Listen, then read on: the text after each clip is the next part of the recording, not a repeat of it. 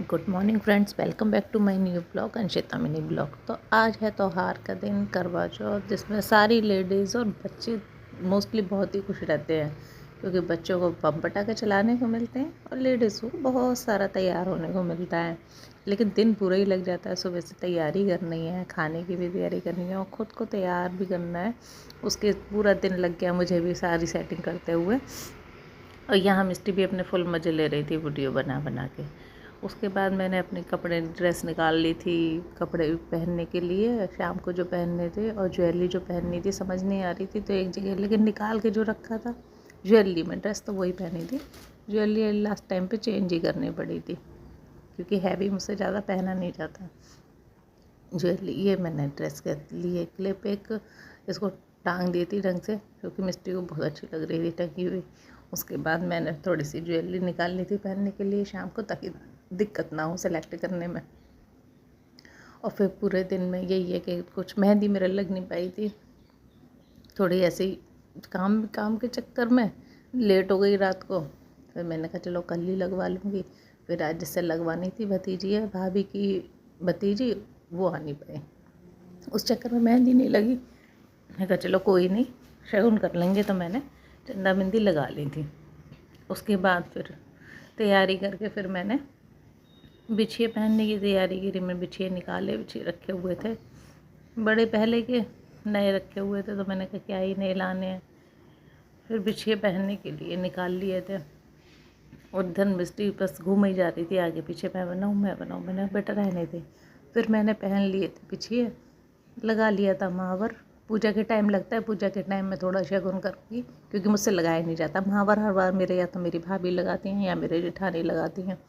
आज मैंने खुद ही लगाया था तो देखो अंगूठी के पास कैसे गिरा लिया, बड़ी ही मुश्किल से महावर लगाया था और पहन लिए थे बिछिए। फिर उसके बाद मैंने सोचा चलो थोड़ा शगुन कर लेते हैं, तो एक छोटा सा चंदा और पुटवेल लगा के मेहंदी लगा ली थी हाथ में।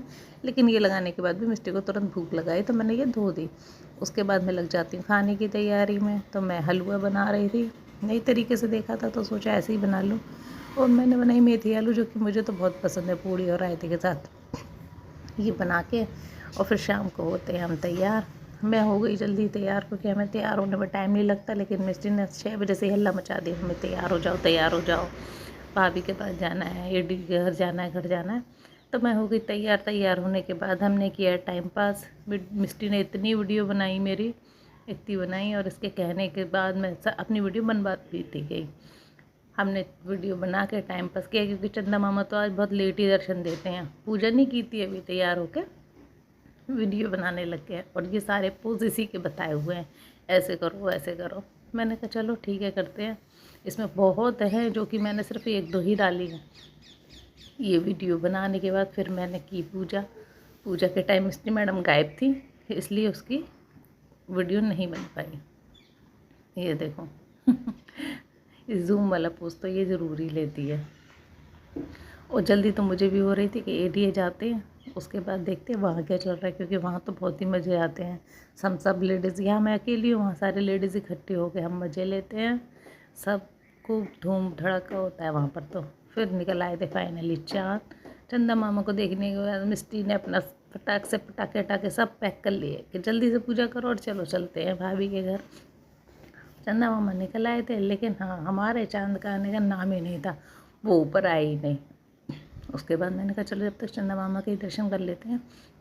गेट खोला और चाँद इतना खूबसूरत निकला था भाई, आज देखो कितना खूबसूरत चाँद है, वाह, ऐसा लगता कोई आग का गोला है।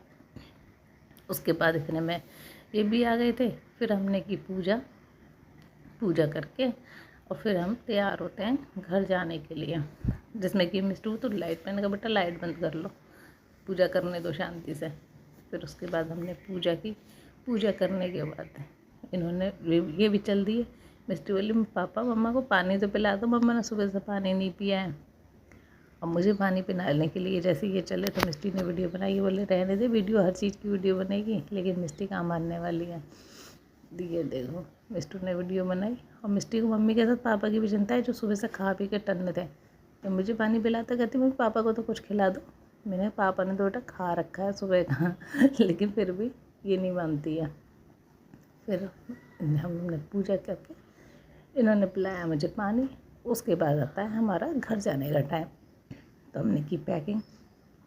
मेरी बड़ी हम 3 है ना, जो दौरानी जेठानी सबसे बड़ी वाली भाभी को सपना भाभी देती हैं, बीच वाली पूजा का सामान मन सके, और सपना भाभी को मैं देती हूँ और मेरे को प्रिया देती है। ये हमारा राउंड चला आता है। अभी तक प्रिया को कोई नहीं देता है, प्रिया को देने वाला भी कोई आएगा। ये नीचे हो गए थे दर्शन में, एक सपना भाभी बड़ी वाली भाभी के घर थी। ये आया मनोज, मेरे भाई का दोस्त है, ये उसकी बहू, सब इकट्ठे होते हैं हमारी छत पे। ये सारे बच्चे, चलो ऊपर चलो, वहीं प्रतिभा भी कह रही आ रही हूँ, आ रही हूँ, अभी आ रही हूँ। हम सारे इकट्ठे हुए, फिर जब तक मैं पहुँची प्रिया के पास, और ये एकदम खूबसूरत दुल्हन की तरह सजी हुई थी। ये देखो, सुंदर तो है मेरी भाभी। अभी भी ऐसा लगता है जैसे अभी शादी हुई हो, कितनी खूबसूरत लग रही है, देखो नज़र ना लग जाए। उसके बाद मैंने कहा चलो अब सामने चलते हैं, फटाफट से सबसे मिलते हैं, सारी लेडीज़ों से। सब पूजा करके फ्री थी, कुछ छत पे थी, हम गए सामने।